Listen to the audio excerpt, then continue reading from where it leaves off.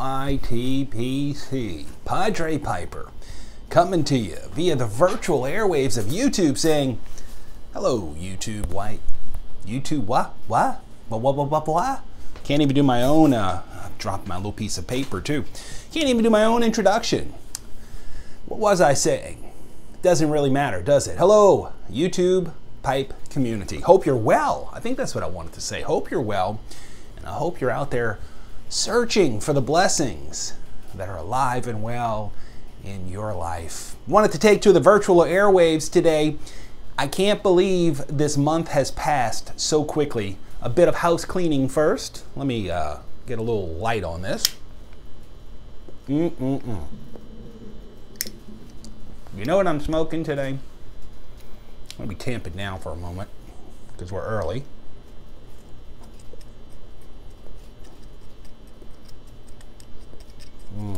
Just past the charring light. This is, first of all, to my friend who complains that I use the Acolyte closet supplies, yet another proper pipe lighter. You know what? This is one I think I got on Amazon. Ronson or something like that. It's got the tools and everything. And it was dirt cheap. I'm telling you, this was like a maybe 12 bucks, under 15 bucks for sure. It's a good lighter. Anyway, what am I smoking? What am I smoking it in? This is my Savinelli Panama. It comes with this metal topping to it, which is to prevent the charring of the top of the bowl, which I've never really cared about. Because I have no intention of, like, you know, reselling my pipes and trying to get the most money for them or something. So I char the heck out of my bowls. I don't care. And I'm smoking in it today some Esoterica and So to Bed. And with this classy Savinelli and this high-end Esoterica brand, you know that I must be drinking something really good. Diet Coke, yeah. You know, it is what it is. It's hot, and a good cold Diet Coke hits the spot. Man, speaking, you know, I messed up my introduction before. There was a guy, Justin Cumberland, I believe is his name, not a video presenter, but does make comments, and he said that I need to hold a contest for whoever can imitate my intro the best. And I didn't realize until Derek Tant started mocking my intro that Mr. Mary, you know I love you. I didn't realize that you know, it was you know, whatever, that it was mockable or even imitatable. But Justin tells me that he goes around the house imitating me just to drive his wife crazy. Can you imagine that? So I do have a GAW underway. That's why I wanted to take to the virtual airways today, because we're coming down to the final 48 hours of this thing. We're almost there. It closes out the last moment of May 31st. It's the Padre Piper's 1,000 sub plus giveaway, the Ain't There No More giveaway. And I'd love for you to be a participant. You've still got a little bit of time to get your entry in, make your video response. You can go back a few videos and find out what needs to be included. But basically, it's what are you going to do when you ain't there no more? Or how are you going to be remembered, more specifically? And you know, write your own obituary, write your own eulogy. It's a fun exercise. The responses have been great. They've been all over the place. Some are very spiritual, some are not. Some are deep, some are not. Some are silly, some are serious. They're just, it's a lot of fun. So you can check out that playlist. I'll put it down there too. Justin, that's a wonderful idea. And if any, maybe I will do it. And if somebody wants to get to it before me and use that, that's fine. If I do it, I'm going to ask others to be a judge, because I think that would be the only fair thing, because I might not be able to objectively critique someone who is attempting to imitate me, mock me, as Mr. Tant is known to do. Speaking of mocking, this is, I guess, beyond mocking. All over the news today is Roseanne Barr. Now, I'm not going to make much commentary on this because I've learned not to enter into the socio-political fray. But you know I don't learn my lesson. So I'm going to enter into it anyway. But listen, I'm the guy who never watched Roseanne's show in the first place. Couldn't tell you what it was about. I just didn't see anything to her that would had me interested in watching the show. And so when it rebooted, I was the guy who didn't know it was even rebooting until like social media went crazy and my Facebook feed was filled up with people saying things like, that was the greatest reboot ever last night. I can't believe how good it was. And I'm like, seriously? And I know just enough about Roseanne Barr to probably stereotype here that she's got a history where she says things that aren't nice. And, you know, I mean, it's not like America doesn't have enough of that going around the Twitter sphere these days. So she said something not nice. And there are consequences for the crud that you say, and she's paying the consequences now. However, I will say this. Are those consequences fair? I just raised that question. Are they consistent? Is ABC Disney consistent? And this is one that I do know a little something about. Mr. Keith Olbermann, who is a sports guy, and this is how I know it, and just some nasty tweeting that this man does. But again, it's not like he's the only one who does it, but why is he allowed to get away with it? What's that about? Is it that he's, you know, more of a sports guy? I don't know. Is that allowed? Is it locker room talk? Is it because he's a white male? I don't know. Is it because he's left? You tell me. I think he said some pretty nasty things, and if he worked for me, I wouldn't stand for it. But, you know, the other one that's being brought up, Joy Behar, right? Again, I don't watch The View. I think that they're extremely negative and nasty, but you can't escape social media and not see some of the things that this woman has said. Why does she keep her job with ABC? I don't know. Don't know. I don't have answers. I'm just throwing it out there so that you guys can start, like, you know, walloping me in my comments about how ill-informed I am. And you're right, I am. When it comes to these social issues, I'm ill-informed. And I'm okay with that. You know, again, I wanted to just do a brief update about the GAW. Get yourself in on that if you can. I also wanted this to be a video response, so I probably should get to the meat of the matter, but I need to light up again. I've been talking that I've lost... Let me tell you. There is... we just went through what they call a drop, which is where Germain brings their products into the market here in America, and the stores get them, and the online dealers get them, and you know, so people are starting to rush around and try and find their Esoterica. Is already sold out everywhere, and people keep going after that Penzance. There's nothing wrong with Penzance. I'm not going to say it's overrated. I'm just saying it's high quality tobacco. It's good, but man. There's some other Esoterica stuff, and in Soda Bed, in my opinion, is probably one of the best. It really is. It's flavorful, it's sweet in a natural kind of way, and it's light enough where you can smoke it all year round, even during the summer. If you chug it a little too hard, you get more of the latakia. This is what I find anyway. And if you just sip and enjoy it nicely and slowly, you get much more of this symphony of flavor that includes this very natural sweetness, almost like a dark fruit. Very nice, very nice. And I suspect that the room note on this is much better than, say, Penzance.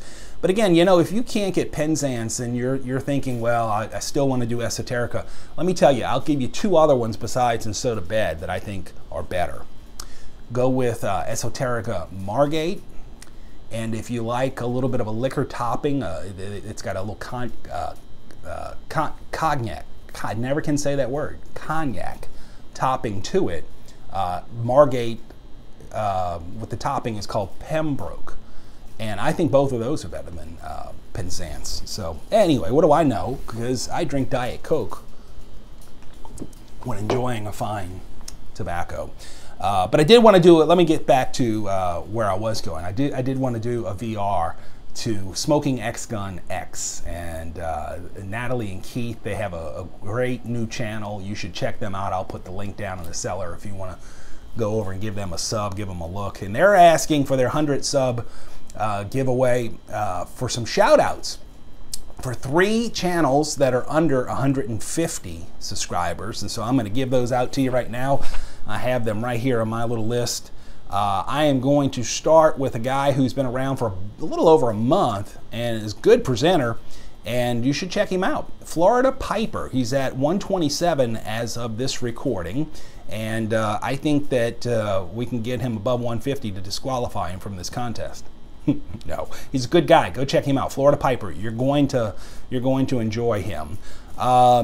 Number 2, which one do I want to do first? There's 2 and 3 are really good, and nobody seems to have heard of them. And they are, both of these guys are the epitome for me of codgers. And I love codgering. It's my inner codger. So let me do this one first. I think he's been around the longest, but he has the fewest subs. Been around probably over 6 months. His channel's a little eclectic. It's not just piping, but he is a piper. But he does other things. Like the other day, he cooked. He showed you how to. He cooks this little meal in a microwave. This little sandwich he makes, and it looked good. He's just an old codger. His channel name is Mr. Grumpy's House. Mr. Grumpy's House. Again, I'm going to put the link down in the cellar for you. He's only got 17 subs, and I'm telling you what, this is a gem. Both of these guys, all 3 of these actually, these are diamonds in the rough. These are gems that are yet to be discovered, particularly number 2 and number 3, because Florida Piper, he's well on his way. I mean, he's over 100 subs, and he'll be at 1,000 before you know it. So Mr. Grumpy's House, 17 subs, been around for about 6 months, and that's it. You guys need to check this guy out. He's great. And number 3, and this is no particular order again, he's been around just a few weeks actually. He's at 23 subscribers. I had a wonderful video I watched last night where he showed some old pipes, his very first pipe in fact. He showed an old can, a 7-ounce can of, was it Sobrani, I believe, Balkan Sobrani. Pipe Poppy 73. Pipe Poppy 73. Charming, fun to watch, easy to listen to. Those are my 3 shout outs for the Smoking xGunx 100 sub giveaway video response. So check out Smoking xGunx if you haven't found them yet, and also check out Florida Piper, Mr. Grumpy's House, and Pipe Poppy 73. And Roseanne Barr. I just want to close out on that again because I'm going to tell you, I heard on the news today that she's using the Ambien defense. And I don't know if any of you have ever been prescribed Ambien or have ever used it. It's a fantastic medication for occasional insomnia. It has abuse potential, there's no doubt about that. It has misuse potential. And she very well may have misused it. I think that's what she's alluding to. And what do I mean by misusing it? Because I've done this on accident. I've misused this medication. You're supposed to take this medication and go straight to bed. And that means turn off everything. Turn off your cell phone, turn off your laptop, turn off your tablet, turn off your television. And on no less than a few occasions, I have been disobedient with doctor's orders, and I've used this medication, and I have done stuff that I have no recollection of until I realize I've done it. And the first time it happened to me, believe it or not, it was about 5, 6, 7 days later. A fresh batch of clergy shirts appeared in my mailbox. And I'd gone online and ordered some new shirts. And I kind of remembered it afterwards. But I've had this happen on a couple of other occasions too. I've gotten some tobacco in. Thank you, Ambien. And most recently, honest to goodness truth, this just happened to me within the last week. And I'm going to give a shout out to the Pike Nook, Mr. Eddie Gray. I have on my way now a beautiful new Rossi pipe. Yep, I took the Ambien and I watched YTPC before falling asleep. And before falling asleep, I watched the video, and I can't remember exactly who it was now. somebody was talking about those pipes, and I went and Googled it apparently and found Eddie Gray. I did that before in a video, called him Eddie Nook. Eddie Gray's pipe nook. And folks, listen, it's this is why, and I'll tell you, when I had a larger clinical practice as a psychologist, I used to hear this all the time from folks. People would drive on this medication because they didn't go to bed, and they didn't intend to do this. Sleepwalking, sleep talking, sleep eating is probably the #1 thing I used to hear in my clinical practice. And I'm going to throw this out there too: sleep sex. I kid you not.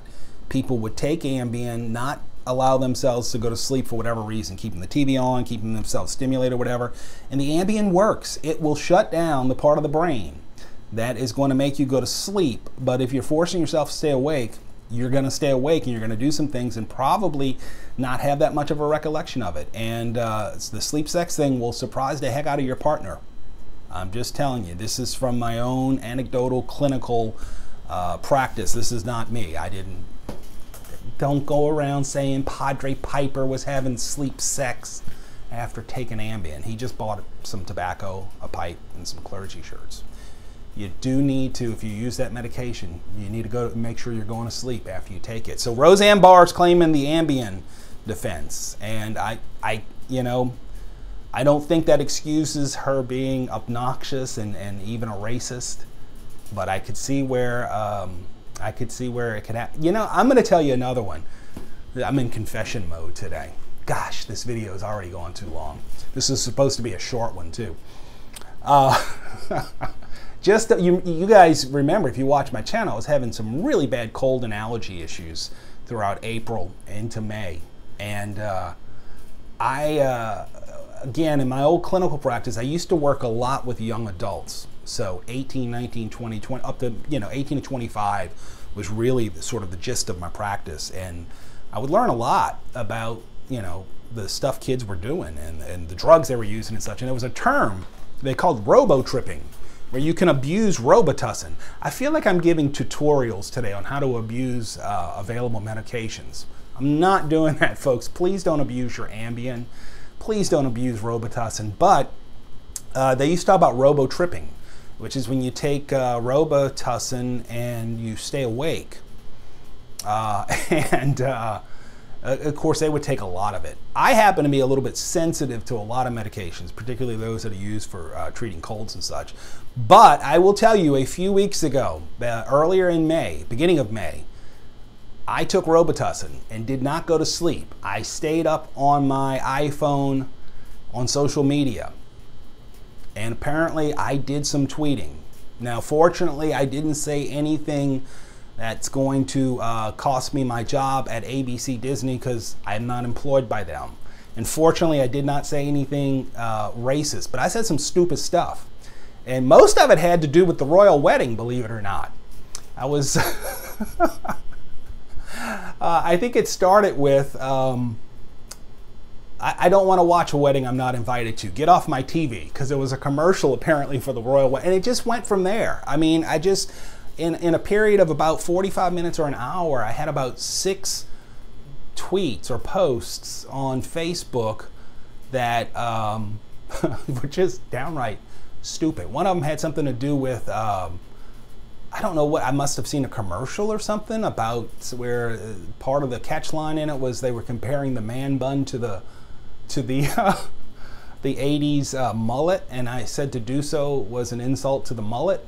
So yeah, you can, and I had like, once I woke up the next morning and realized all the people who had laughed and liked and commented, and I went, wow, this robo-tripping thing is for real.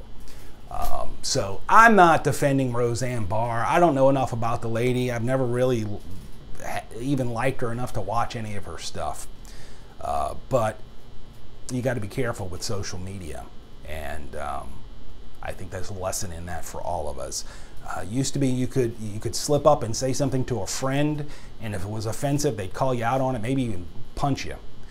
But these days, the stakes are higher. You slip up and say the wrong thing, or it comes across in the wrong way on Twitter, Facebook, YouTube, man, oh man, there are consequences. There are consequences because the audience is so large. Look, 20 minutes into this thing almost, so I need to be signing off and let you folks get back to work and doing whatever it is that you're doing. And if you're smoking a pipe, whatever it is that you're smoking, I hope you're enjoying it.